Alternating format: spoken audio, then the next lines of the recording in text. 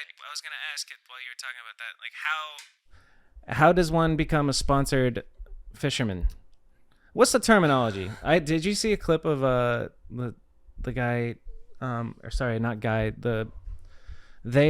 Sam Smith, who did the performance at whatever Grammys. I saw a clip of them saying, "I want to be a fisher them," and I was like, "Whoa, a fisher them? Okay, so Nice, progressive. what's the proper terminology for being a fish catcher?"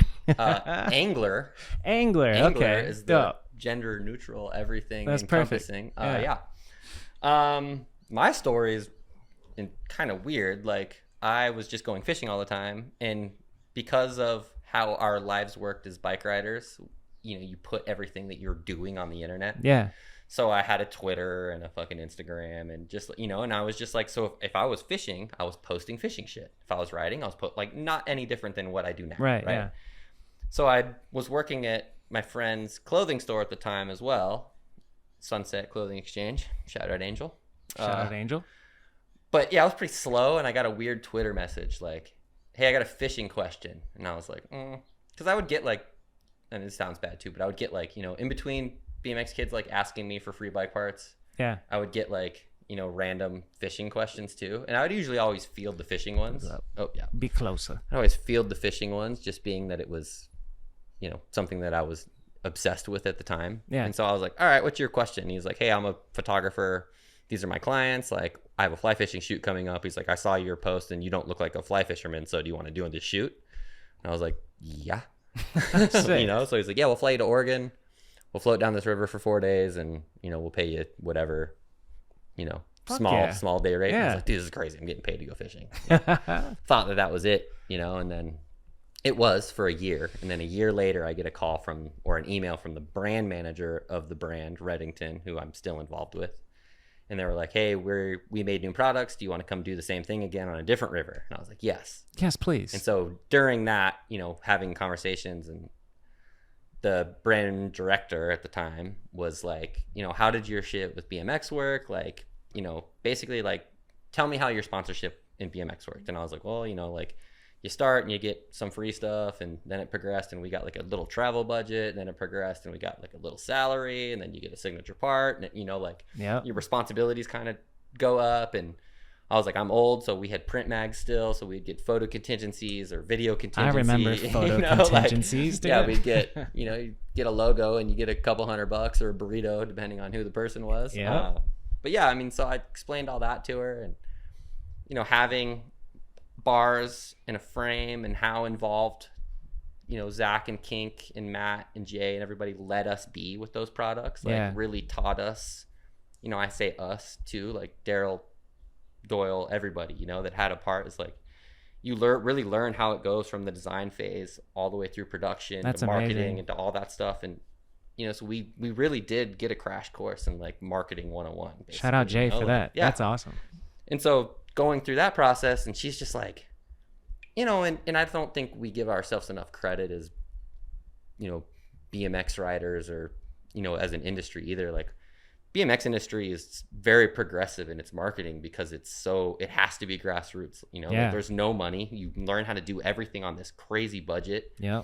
You're really asking a lot out of, your employees or your team members or whatever, to get all of this done for literally nothing. You know? And it's not because there's a ton of money in the industry. That's just how it is. Like, you have to learn how to get all of this shit done with very little. Yeah, for real. Send a whole team of 6 people, film a video, get all the photos for the, the catalog for the year, all within 7 days, and keep it under $5,000. Yeah, right. And you're like, but as a 18-year-old bike rider, you're like, stoked. I'll do that for $4. Yeah, like, for real. Sometimes that's your per diem. Yeah, totally, for the whole trip. Yeah, and that's great, but things progress, and you tend to need a little bit more as you get older. And you know your worth. Yeah. So you're talking to this Reddington girl. And she's just like, "How do you know all this shit about marketing? Like, you should be a marketing director, brand manager or something, And I'm like, I don't know. I just paid attention, I guess. Yeah. And then ultimately she's like, "Well, all of that stuff that you did for the bike company, like, do you want to just do that for us? And I was like, Smart girl. yeah.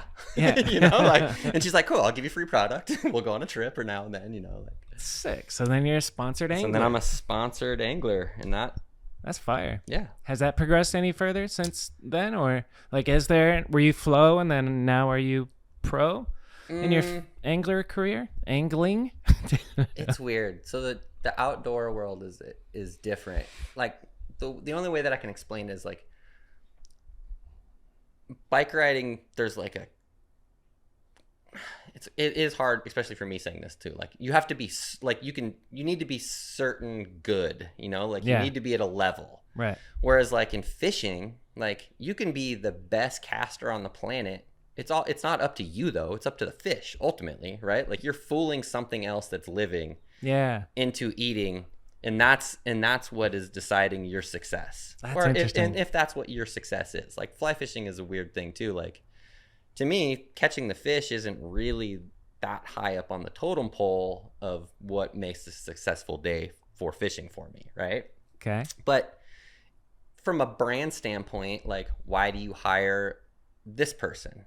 Or like, you know, like how do you promote this person? Like, and it's everything aside from catching fish, right? Yeah. And it's a lot like that in bikes too. Like we kind of have this conversation. Like, I mean, obviously I wasn't the best bike rider, you know, like, but I made a little niche in my world, you know, and did what I did. And it had very little to do with bike ability. Yeah. I think it's like personality, willingness to, you know, do photos and videos, and I don't know, the whole package more than just being able to catch a fish. You want to be able to, or being able to tail whip. Like go on a fishing trip and get along with everybody, or same with bike trip. Like for real, it's huge. Don't butt heads.